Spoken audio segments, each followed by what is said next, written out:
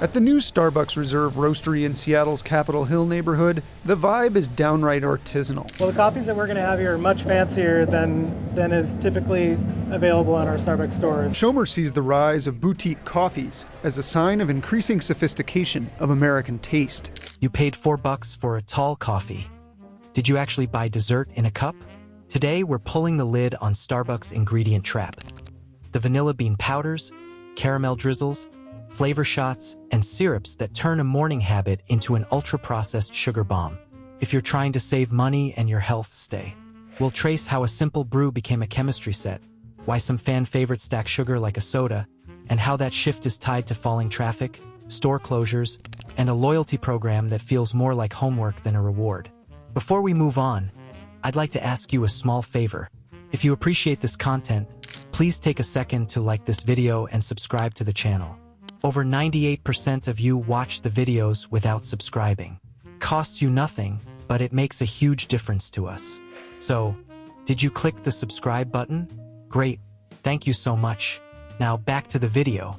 You ordered coffee. What you got reads like a lab slip. Powders for color, emulsifiers for texture, and sweeteners stacked like a layer cake. Why does a cup that should be beans and water need a chemistry set to stand up? Let's start with the pivot. The brand sold you on premium beans, foam art, the romance of a hand-pulled shot. Then the menu slid toward syrup-first builds that promise choice and speed. Custom drinks mean more buttons, fewer variables, and a line that moves. The cup still says coffee. The recipe says dessert. Here's where the tension shows. Coffee at its core is two things. But the board leans on flavored syrups, thick drizzles, and bases that turn the drink into a staged treat. It looks neat, tastes loud, and ships well across thousands of stores. The real kicker, that neat finish often comes from ingredients that keep the drink stable, not fresh. Take a flavored latte. You expect milk and espresso. You often get a syrup with artificial flavors and a sauce built with stabilizers so it won't split when it hits hot milk. Add a splash of sweet cream that's already sweetened, plus a drizzle that clings thanks to gelling agents. Now count the sugars. What's in the milk, what's in the syrup, and what's in the sauce. That's 3 lanes converging in your cup. Frappuccinos push the idea further. The base is pre-mixed so it blends the same in any blender, in any city. To do that, it needs help. Thickeners for body, emulsifiers so the ice and dairy play nice, and flavor compounds to override bitter notes. Pores silky. It also hides the fact that the coffee is a small slice of the formula. Chains chase automated espresso and premix components for a reason. Consistency and speed. Push a button, get the same shot. Pump a base, get the same texture. That solves training and rush hour chaos. But it flattens taste. You lose the nuance of a fresh pull and pick up the uniform gloss of a pre-built mix. Seasonals show the template. That pumpkin sauce isn't there only for flavor. It's also tuned to deliver the same orange tint and thick swirl from airport kiosks to mall counters. Powders help cold foam hold a shape on camera and in your hand. The drink looks identical from store to store because it was engineered to. Health-wise, that pattern slots into ultra-processed territory. Long ingredient lists track with higher added sugar and more additives. Label readers see the length and opt out. Opaque recipes don't help. When you don't know what's in the base, trust erodes. And yes, one go-to size often outsugars a can of cola. We'll break that down in a minute. So the trip from bean to beaker made drinks sweeter, cheaper to pump out at scale, and harder for you to read.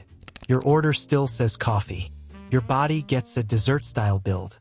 Now let's move on to what exactly is in those pumps and drizzles and which ones you might want to skip. What drink on that board beats a cola on sugar? Odds are you grabbed it last week and called it coffee. Let's start with size. A grande sounds like a middle ground, but it is not small. In that cup, syrups land in tidy pumps. Each pump stacks a quick hit of sugar, and the count happens fast, in jumps you do not notice until the last sip. 2 or 3 pumps, then milk that is sweet by default, and you are already past what you thought you ordered. Here is the tension. The label says latte or cold brew. The default build says dessert. Hidden pumps in the base, a whipped crown, and a caramel ribbon slide on top.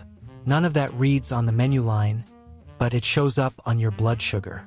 It is a layer cake in a cup. Walk through a simple build. Take a grande flavored latte. Start with sweetened milk.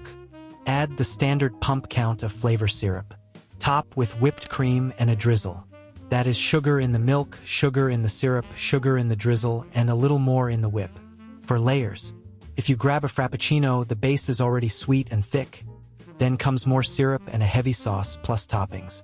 By the time the dome lid clicks on, you have a stack that reads like a soda plus dessert. Typical nutrition ranges for these drinks land high. Many specialty grande builds push into the 40 to 50 gram zone and beyond. That is in the same ballpark as a 12-ounce soda, and plenty cross over it. The truth is, the coffee halo hides a soda problem. The quiet culprits are not always the pumps you see. Sweetened condensed sauces are dense and sticky, so a small splash moves the number more than a clear syrup. Flavored cold foam tastes light but brings sugar from both the base and the flavor add-in. And that light drizzle you ask for is not light. It is a thin line of a heavy sauce that still adds up. Seasonal drops run even higher.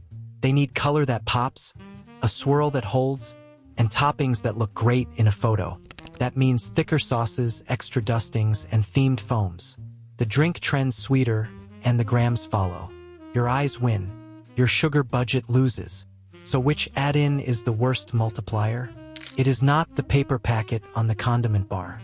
The heavy hitters are sauces and the Frappuccino base. Syrups add sugar, but sauces take it over the top. They are dense, they cling to the cup, and they spike the count fast. The base in a Frappuccino does the same job at scale, turning coffee into a sugar-first blend before any extra pumps go in. Sugar is only half the story. Now let's talk about the additives that make these drinks shelf-stable, shiny, and oddly uniform. What gives that caramel ribbon its perfect sheen and cling? Hint: it was not your barista's wrist. That glossy spiral stays put because the sauce is built to stick. Not by chance, by design. Let's start with the jobs these extras do. Stabilizers stop separation so milk, ice, and flavor do not break into layers. Emulsifiers make oil and water act like friends, so the mouthfeel reads creamy even when the base is lean. Artificial flavors keep the taste locked so a drink in one city matches the one across the country.